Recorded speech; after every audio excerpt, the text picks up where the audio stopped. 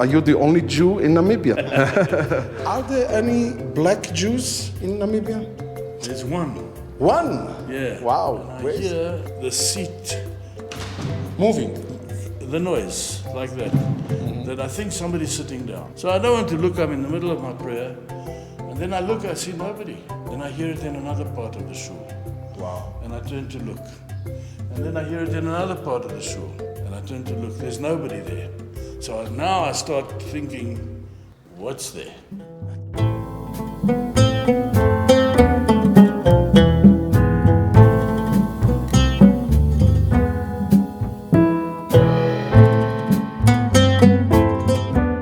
Hi guys, my name is Peace and I'm traveling around the world. So let's peace out and go.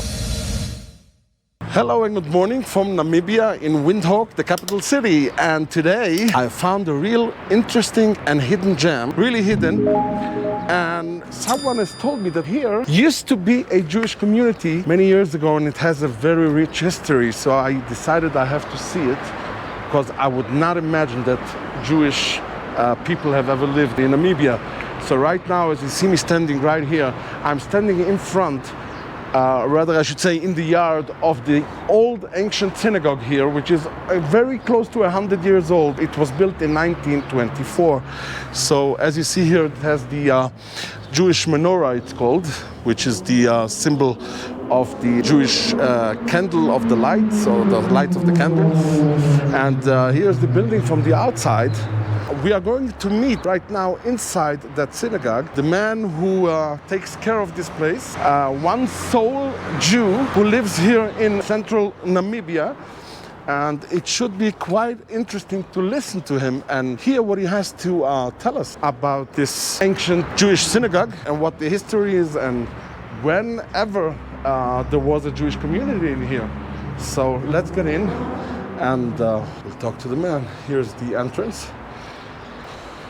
You can see here the Jewish prayer books as we come in commemoration of the visit of the chief rabbi of Southern Africa, Rabbi C.K. Harris, 3790. Okay, let's go in and see the synagogue.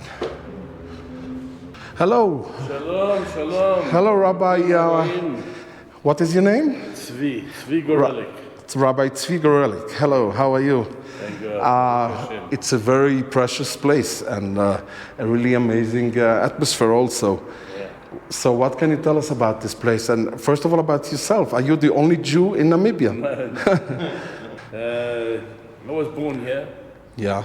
The congregation started actually in 1917. The shul was built in 1924. And now it's the only remaining shul in Namibia. Shul is a synagogue.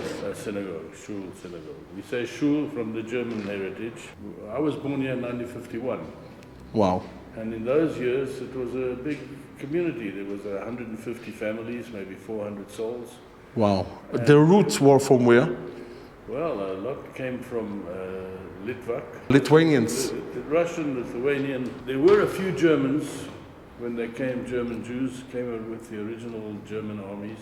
After the World War, after 48, or before 48, a couple of Jews came here from Germany, from Europe, Germany. And that's where the German influence really started. Before, as I said, it was German, and the architects of the shul were German, and they built it in the model of German shuls. But in 1956, the shul became too small. So they extended the sides. Right. So you could fit about 200 people in here. So there was a community here with 200 plus families? 150 families and 200, more than 400 people. And they were all Ashkenazi Jews? The Ashkenaz and mostly Ashkenaz. There were a few from Germany, so of course they were. Germany and Russia. Just to explain that. 1925, a lot of Russian or Litvak Jews came here. Right, just to explain to the people who watch this, and maybe they're not Jewish people, the difference between Ashkenaz and Sephardic, right? So the Ashkenaz people from Europe. Yes. And the Sephardic, there were a few Sephardic families that came from Middle Eastern countries, or maybe Farsi from Persia. Persia. Yeah, though there were some later people from Morocco. So this was the conference room of the communal. The committee. There's a Of the committee. that runs the shul. Now Right. only the committee is the shul. Right. So these are the past presidents. That one from 1917. And my father is on the second row there, the corner. Samuel This one? Gorelick, yeah. Yeah, Samuel. Wow. My father. These people till about 1970 something. Right. So this is where they were sitting and discussing all the matters of the community, right? Well, maybe not with these steel tables, but these chairs definitely. And these are the more modern, More recent presidents. yes.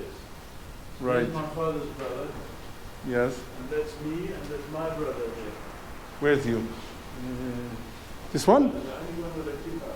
Nice. And you're saying that the ceiling is already starting to peel. Well, it's the third time in the last 3 rainy seasons. Yes. There used to be prayer every day. Right. But when I was born, it was already less and less during the week, and mostly Friday night and Saturday morning. We had a rabbi, we had a cheder, we had a tiny Cheder tots, is a school, the for boys. the Hebrew school, For boys. and girls. And girls, you had both? Both. Wow. So We how had- did it all stop?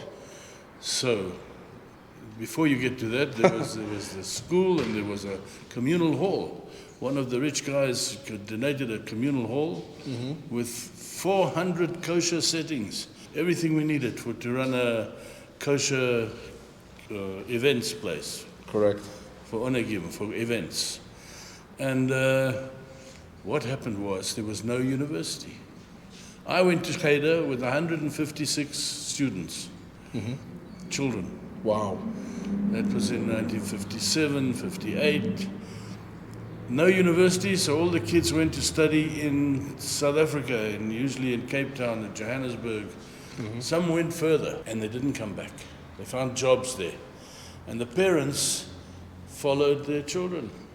So they left. So And a lot of the German families that came here after the Second World War, after the Holocaust, only came to just make enough money to go either back to Europe or to another country.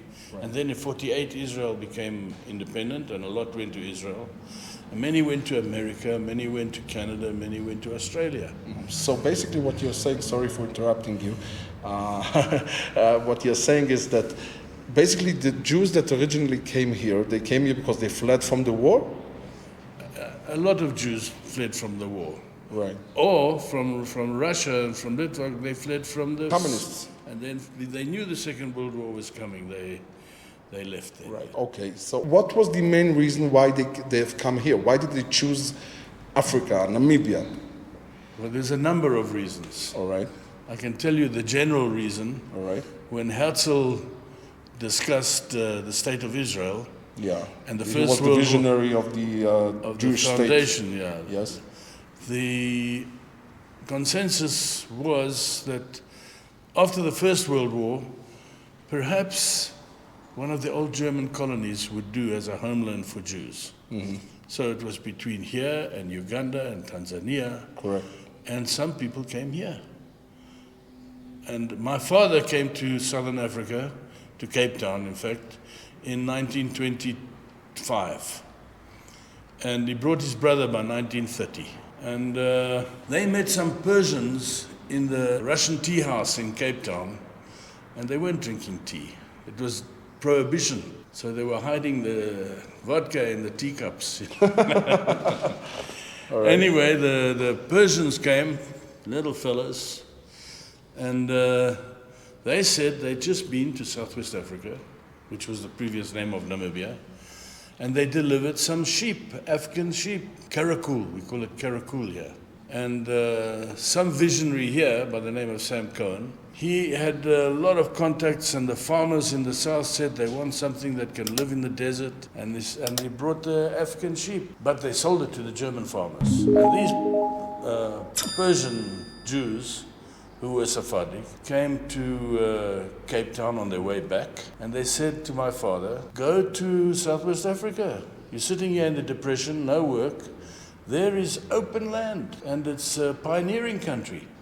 And he took their advice and he came. And they also came, and his brother came, and there were already Jews here. So they came and they established A Jewish community. the community. The shul was here, but they kept on. They established a country. There were lawyers, doctors, all Jews. Wow. And professional tradesmen and shopkeepers and auto mechanics. Those few Jews that were here, those 150 men, did an amazing amount of work with starting the cattle industry and getting the marketing done. And then there was the karakul, and then there was the diamonds, and lots of different things. Butchering, the cemetery, where we bury the Jewish cemetery, was the first cemetery here. What do you mean it was the first cemetery? Other people weren't They buried? weren't burying to bury. The German army buried their soldiers, Right. but the locals weren't really buried here. So where were the locals buried? They didn't bury, they burned them or what? They left them. Maybe they covered them in an unmarked grave, just in a. Oh, so there was no no stone, kever, there was no grave, yeah. I understand. And this is the kitchen of the synagogue where they used to have their foods made ready and whatever for the celebrations like bar mitzvot and other stuff. This is the very famous Jewish cup. Saturdays and on holidays is when they use that cup of wine and do the prayer. And I'm going up the stairs now where the women, the part of the women's synagogue. Yeah, so here's where the women used to sit.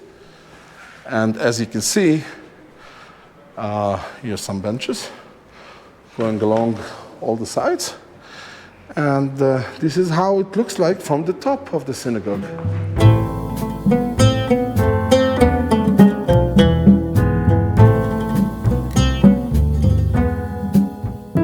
Today, you live here by yourself? You have I never got married. I live here by myself. My brother stays here. He had or has 3 children. One in Brooklyn, one in Vancouver, and one daughter stayed here. But the kids leave, you see. There's not Of course, much because there's no Jewish... Jewish life is one thing, and making a living is another thing. Today it's very difficult with this change of government and change of life here. We're very happy that black people got freedom. Right. And we helped to fight for that freedom. We helped to establish English as a national language.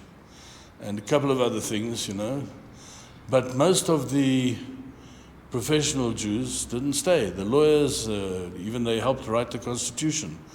And the doctors mostly are gone. Because what happens is, Jews are expensive. You mean their way of life is expensive? Yeah, they want a lot of money to live here. Now there's about 16 Jews here. Really? Men. Men, not families though.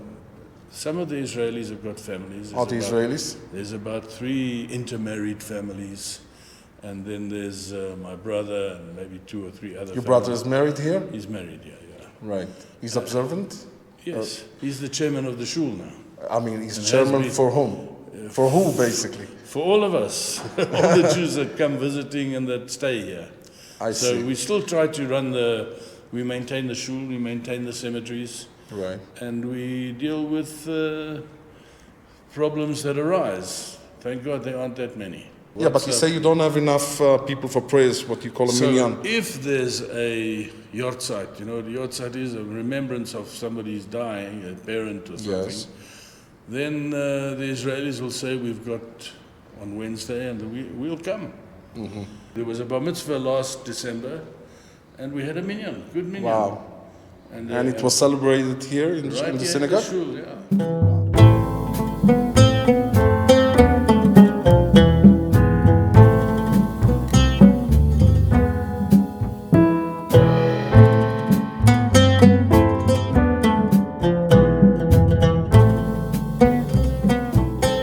I can tell you something mystical, all right? Mystical, yeah. A little bit. We love mystical stuff. Is it? Often in the past years there wouldn't be a minyan, and they would announce we're having a minyan on Shavuot, the holy day. It's the day of the receiving of the Torah on Mount Sinai. All right. So we used to have an emergency list before the cell phones. We'd have to phone everybody, say, listen, there's going to be shul on Wednesday, or maybe it's Saturday, and Come I and come. participate. I come. And I get on the bima and I start davening because I know they come late. And I'm davening one morning, Yes. winter's morning, and I hear the seat, Moving. the noise like that, that I think somebody's sitting down. So I don't want to look, I'm in the middle of my prayer, and then I look, I see nobody.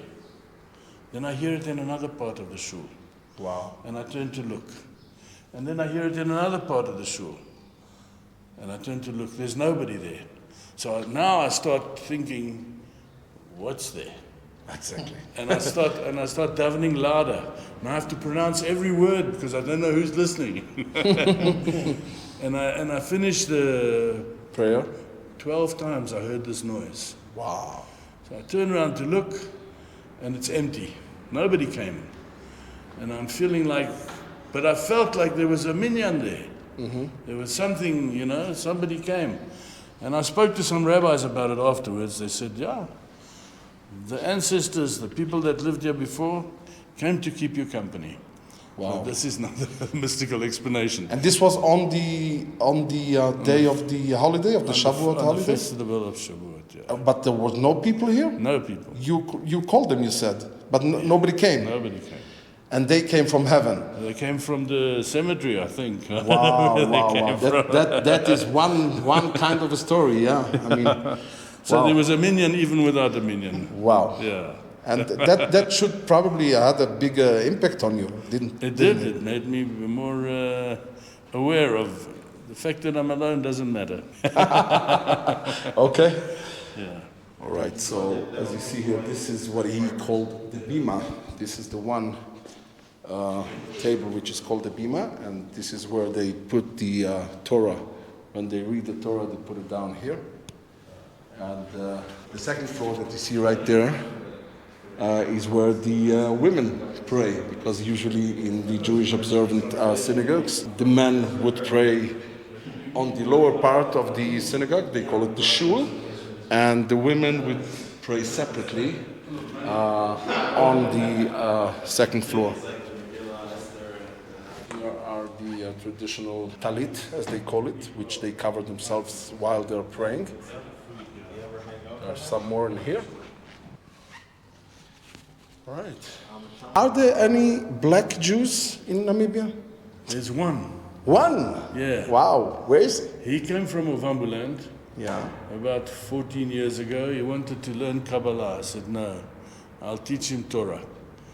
So I taught, Kabbalah is the higher standard. it's a deeper field. All right. And I taught him the Old Testament, but he was a priest from before. And So he converted? nobody can convert him here. They Because say there are no rabbis here. there's no real rabbi. Right. And there's no Beth Din. That Din of is South Africa. the Jewish court of law. Yeah. The Court of Judges, yeah. Yeah. So we have to go to South Africa for those kind of things. I'm allowed to bury people, but I can't marry them. Right. But I've taught about 20-something bar mitzvahs, Wow. and they all take place here. Right. And bat mitzvahs. Nobody's getting married anyway. Right. Very So few. you are satisfied living here by yourself? I mean, Well, satisfied is not an easy way to say it. When you reach a certain point or age Of in life. your life, yeah. it doesn't matter where you are, what you know. But you like it here? You like I the country? I love it here. You love it here. It's Yeah. very calm and It's open space, man. If you want to be free, you just 2 minutes and you're out of town. wow. You're in the bush. Right. So you feel you have a free life, a calm life. You live like in the natural world. No worries, as we say. I don't know about that. People know me here. Yeah, they know you. Yeah, so they phone me. We need this, we need that, and I sometimes can help. So at least there's that. So who employs you here? Hashem. God. Correct. God, yeah. No. The shul hasn't paid me Right. for the last 20 The last 100 years. All right. Thank you so much, Rabbi Zvi. It was a blessing speaking to you. I'm not really a rabbi. Okay, but you are taking care of this place. We can call you the rabbi here. They call me the rabbi. Right. They also say I'm the last Jew, but there's plenty Jews. Right. So it was really amazing talking to you. If you have made it to this part of the video, I'm pretty sure you have enjoyed it, didn't you? So let me recommend that you watch this one next. But before you do that, I'll really appreciate if you'll leave a big like and also subscribe if you want to enjoy more videos just like this. Peace.